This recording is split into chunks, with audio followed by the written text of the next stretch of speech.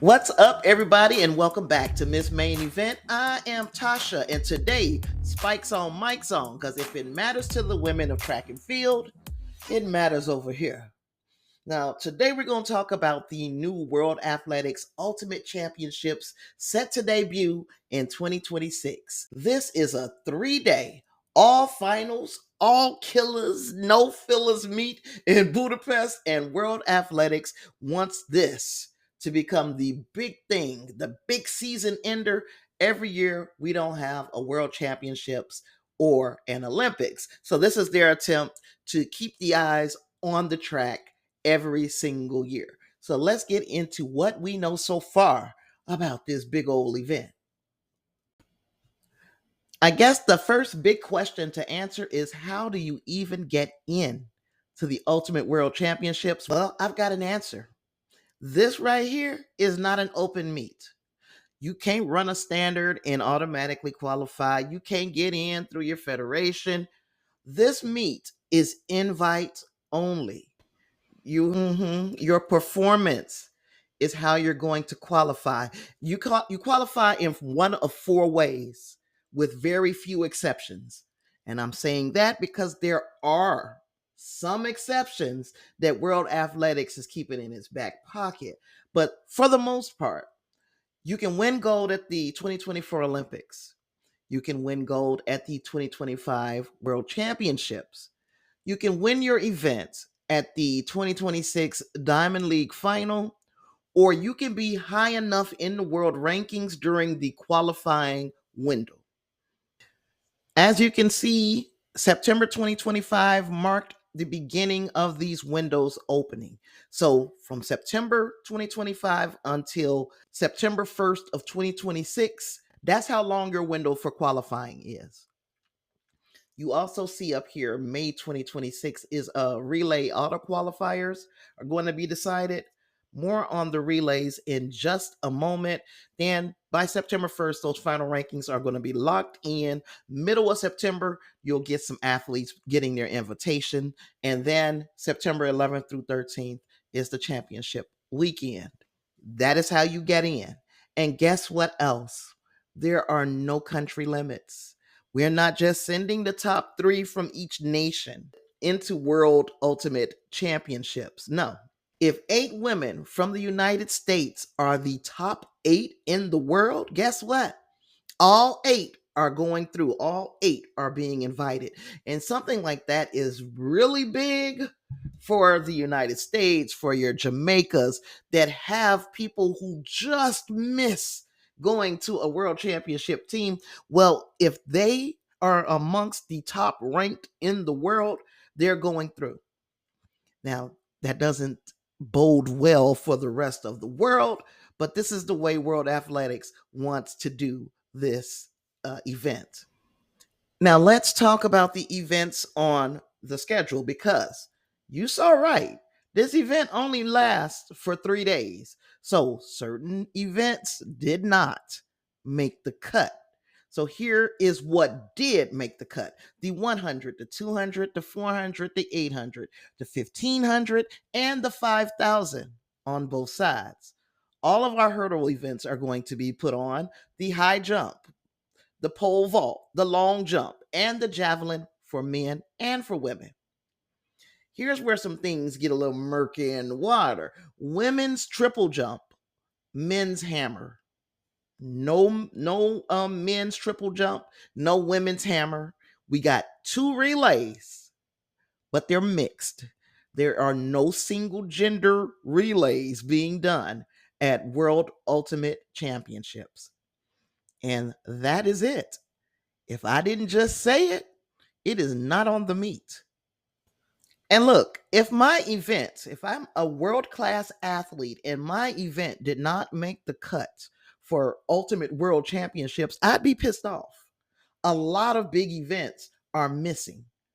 We ain't got no 10,000, no marathon, no race walking, no steeplechase, no discus, no shot put, no men's triple jump, no women's hammer, no 4x1 or 4x4 for individual genders.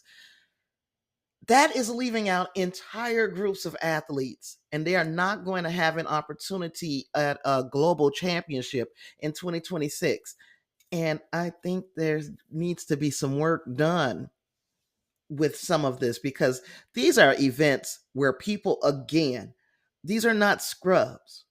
They are all world class athletes, and we are missing your Ryan Krausers. We're missing the ladies in the steeplechase. This is a channel that primarily talks about women athletes. Um, we are leaving a lot of meat on the bone by not having these events. Think about our distance runners who are again getting shafted. Entire groups of athletes are being left out. And we're going to talk about money next. And they're not even getting an opportunity to make that money.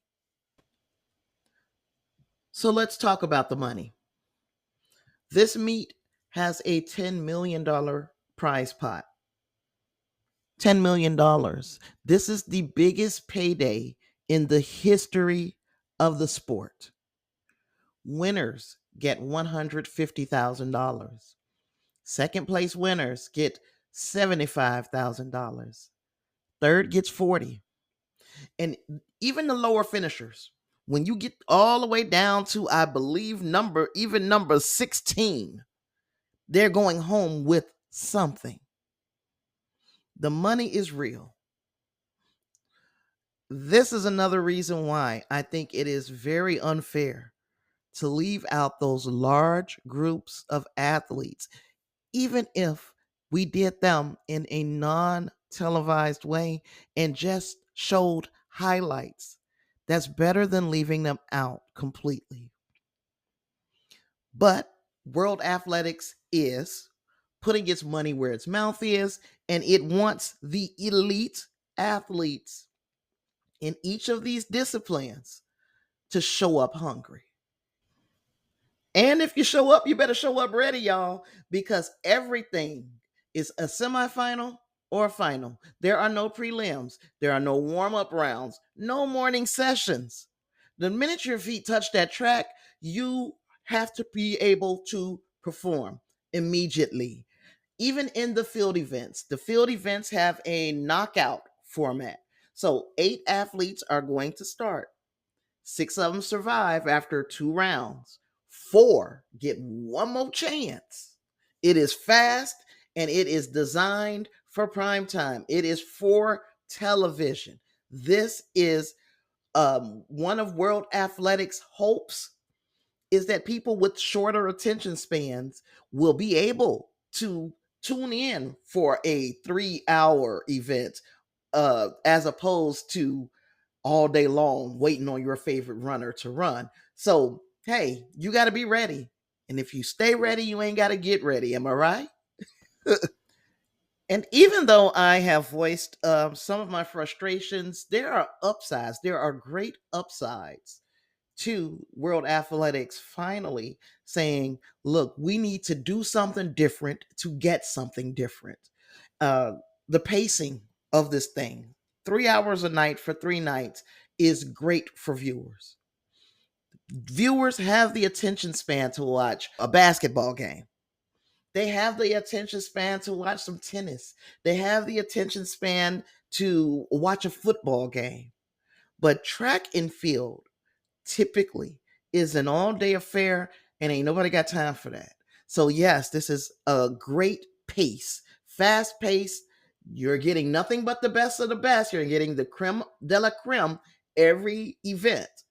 The money for the athletes is badly needed, but if we also get broadcast deals, that money is badly needed as well, because then we could put this event on and we can have more disciplines being represented, and maybe even in the way that I suggested, where we only see the highlights from the throws and that kind of thing.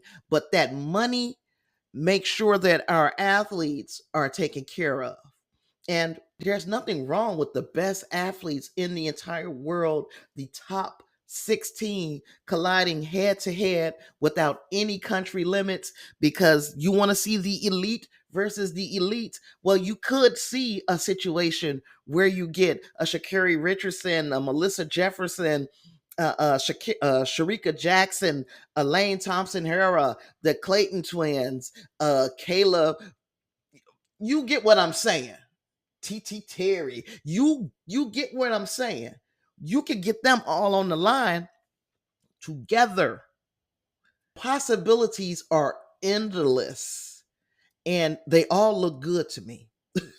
So, yes, this meet will deliver. If you want to see big names compete and if they actually pull up.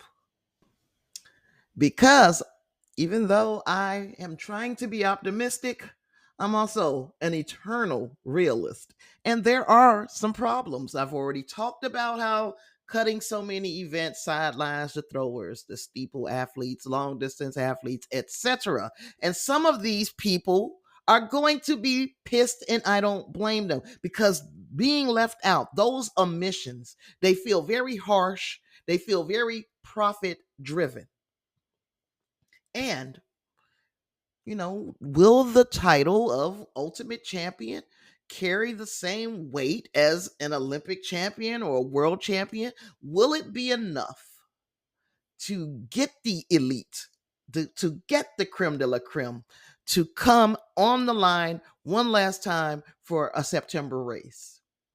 Especially in 2028, because these events, the Ultimate Championships, are scheduled to occur on the years that the World Championships does not occur, which means in 2028, this meet is scheduled right after the Olympics.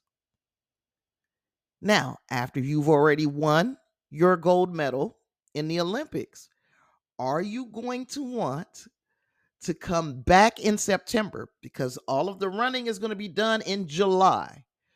Are you going to want to come back at the beginning of September and do that all over again? After the Olympics, a lot of people shut it down. They start to lay back because you're training very hard for the Olympics, right? Not to say you don't train hard for everything else, but there's only 3 spots in the Olympics. Now, maybe that will be incentive enough for people to come out because there are only 3 spots in the Olympics. You could be that 4th spot in the United States or in Jamaica and or South Africa even, and you've been left out. So you get one last hurrah to run for $150,000. However, does it carry the same weight? Nobody knows right now how that whole thing is going to play out. Nobody knows what this means for this event in years where it is competing with the Olympics. I really wish I had a crystal ball and I can look into the future and see what this means and how it works out for this event. Um, I think personally that a bunch of people are going to be pissed about not being invited or even included in the thoughts when they were planning this event. But I also think that this could be fun.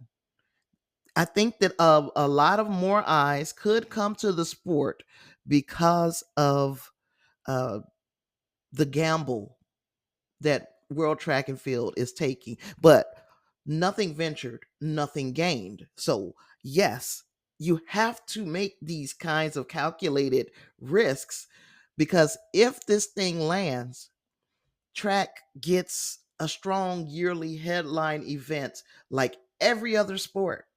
We know that every year there's going to be a championship. There's going to be a Super Bowl. There's going to be you name it. I can't name them all, but you name it. There's going to be an end of season championship for damn near every sport, and that's every year. The only sport that was not represented was track and field. Hopefully, we are getting that right. Like I said, we get a strong headline event if this thing goes well. If it fails, it could become another messy add on to an already crowded season. So we got to think. We don't know what's going to happen with Grand Slam track. I'm not optimistic there. But we do have Athlos. We do already still have the Diamond League events. And we've got whatever USA track and field is conjuring up as far as a league is concerned. But again, nothing ventured, nothing gained. The only thing that we know for sure is this: track and field needed to take a big swing. And this is a big swing. Now, whether we as fans reward that courage is another question altogether. And I think I'm going to wrap this here thing up. Spikes on, mics on. Bam. This is my first installment of this thing, y'all. I hope you enjoyed it. I am Tasha. This is Miss Main Event, the main event for everything happening on the Oval. Let's keep the conversation moving in the comments, and I'll holler at y'all next time. Peace.